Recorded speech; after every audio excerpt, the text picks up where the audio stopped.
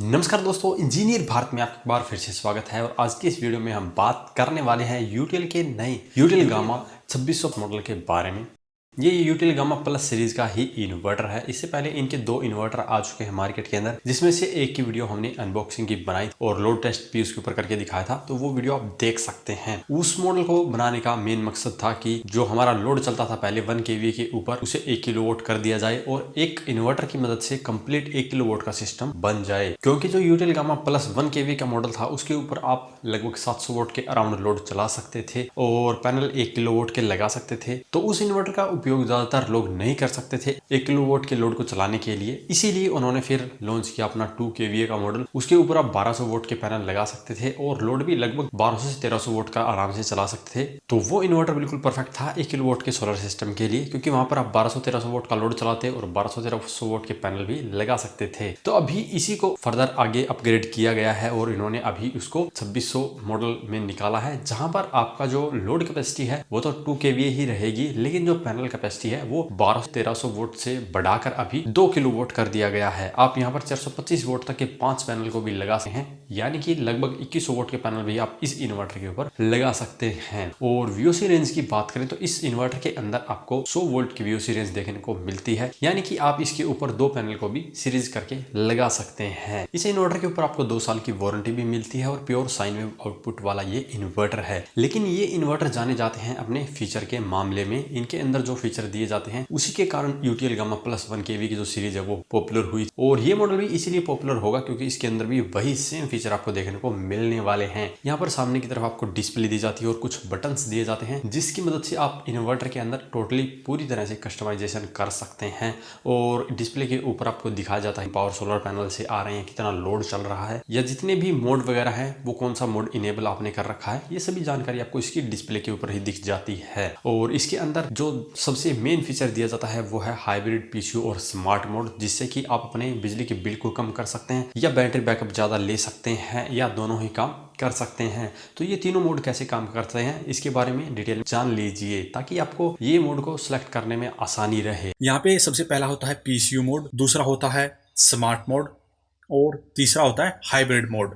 तो ये कैसे काम करते हैं? जब आप इसके अंदर पीसीयू मोड सेलेक्ट करते हैं तो इसमें प्रायोरिटी सोलर पे आ जाती है, उसके बाद में बैटरी पर, फिर ग्रिड पर। यानी कि आपका जो लोड चल रहा है वो पहले आपके सोलर पर चलेगा कम्प्लीटली, फिर अगर ज़्यादा आपको लोड चलाना पड़ गया है और सोलर पैनल से पावर कम आ रही है तो आपका जो लोड है वो बैटरी के साथ में शेयर हो जाएगा, यानी कि बैटरी भी इस्तेमाल होनी शुरू हो जाएगी।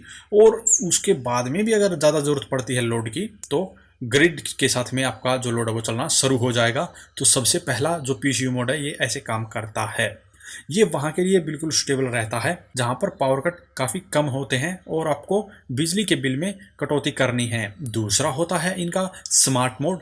सबसे पहले आपका लोड चलेगा सोलर पैनल के ऊपर और फिर चलेगा ग्रिड के ऊपर और फिर आएगा बैटरी के ऊपर। तो यहाँ पर ये वहाँ के लिए बिल्कुल सही रहता है जहाँ पर आपको रात के समय में ज़्यादा बैकअप चाहिए और दिन के समय में आपका कंप्लीट जो लोड है वो सोलर पैनल और ग्रिड से चलता रहे। ऐसी कंडीशन में आपकी बैटरी हमेशा फुल चार्ज ही रहती है, ताकि अगर आपको रात को जब लोड चलाना पड़े तो आपका जो लोड है वो बैटरी पर आसानी से चल सके।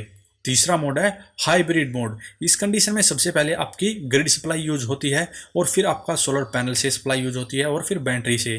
तो हाइब्रिड मोड होता है वो वहाँ के लिए बिल्कुल स्टेबल होता है जहाँ पर पावर कट बहुत ज़्यादा होते हैं, यानी कि मान लीजिए आपके दिन के समय में यहाँ पे 2 या 3 घंटे ही लाइट आती है, तो ऐसी कंडीशन में आपका जो कंप्लीट लोड है वो उस समय ग्रिड से चलता रहेगा, आपकी बैटरी यहाँ सोलर पैनल से चार्ज होती रहेगी। और जैसे ही आपकी ग्रिड की सप्लाई जाती है उस कंडीशन में जो लोड है वो सोलर पैनल पे आ जाता है और अगर ज़्यादा लोड चल रहा है तो फिर वो बैटरी पे आ जाता है।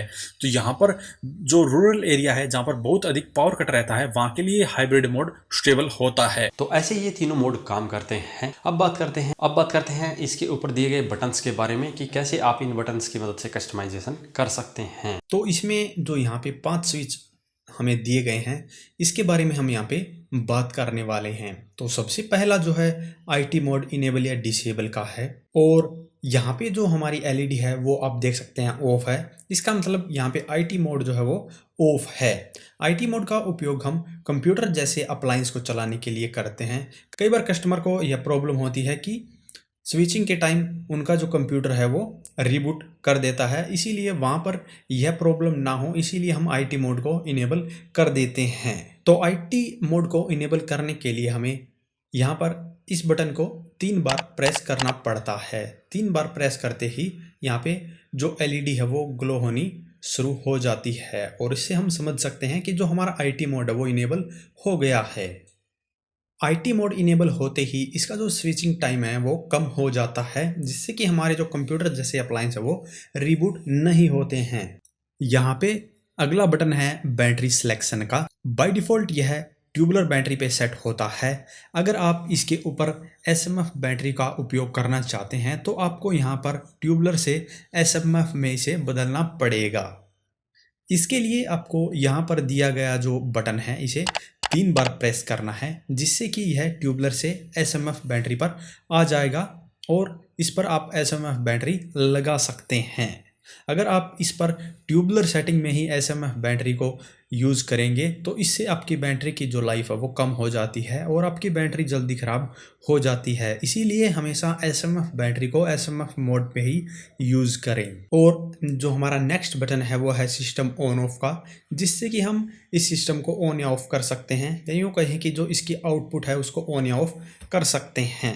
तो यहाँ पे इसे प्रेस करने से ये ऑन और ऑफ हो जाता है। नेक्स्ट है हमारा बूस्ट चार्जिंग का इनेबल और डिसेबल का बटन। और अगर आपको बैटरी को जल्दी चार्ज करना है तो इसे आप 3 बार प्रेस करेंगे तो इसमें बूस्ट चार्जिंग जो है वो इनेबल हो जाती है। नेक्स्ट है हमारा ग्रिड चार्जिंग और डीजी मोड का बटन। तो यहाँ पर ग्रिड चार्जिंग को बंद करने के लिए आपको इस बटन को 3 बार प्रेस करना है और जैसे ही यहाँ पे LED जो है वो ग्लो होनी शुरू होगी, इसका मतलब ये जो हमारा इन्वर्टर है वो ग्रिड चार्जिंग बंद कर देता है और इसमें आपकी जो बैटरी है वो ग्रिड से चार्ज नहीं होती है। और अगर आप इसी बटन को 10 सेकंड तक दबा के रखेंगे तो इसके अंदर जो डीजी मोड है वो इनेबल हो जाएगा और डीजी मोड इनेबल होते ही यहाँ पे जो IT मोड होगा वो डिसेबल हो जाएगा। तो यहाँ पे ये डीजी मोड में आपकी बैटरी को जनरेटर से भी चार्ज करेगा और यहाँ पे आपको डिस्प्ले के ऊपर भी डीजी मोड लिखा हुआ दिखाई देगा। तो इससे आप समझ सकते हैं कि जो डीजी मोड है वो इनेबल हो गया है। तो ऐसे आप इसके अंदर कस्टमाइजेशन कर सकते हैं। बाकी जो इसके बैक पैनल की बात करें तो वो सेम आपको दूसरे इन्वर्टर की तरह ही मिलता है और इसके इंटरफेस की बात करें तो टोटली जो पहले वाले मॉडल आए हैं उसी के जैसे हैं। तो यहाँ पर ये जो इन्वर्टर है वो आपको मार्केट के अंदर मिल जाता है लगभग 14 से 15 हज़ार के अराउंड और इससे आप अपना 1.5 किलोवाट तक का सोलर सिस्टम बड़े ही आराम से तैयार कर सकते हैं। तो अगर इसके बारे में अभी भी आपका कोई सवाल या सुझाव हो तो वीडियो कमेंट बॉक्स में कमेंट करें और वीडियो पसंद आए तो वीडियो को लाइक करें, शेयर करें, साथ ही हमारे चैनल को सब्सक्राइब करें। सब्सक्राइब करने के साथ साथ बेल आइकन को जरूर दबाएं ताकि इसी प्रकार की जानकारी आपको समय समय पर मिलती रहे। धन्यवाद।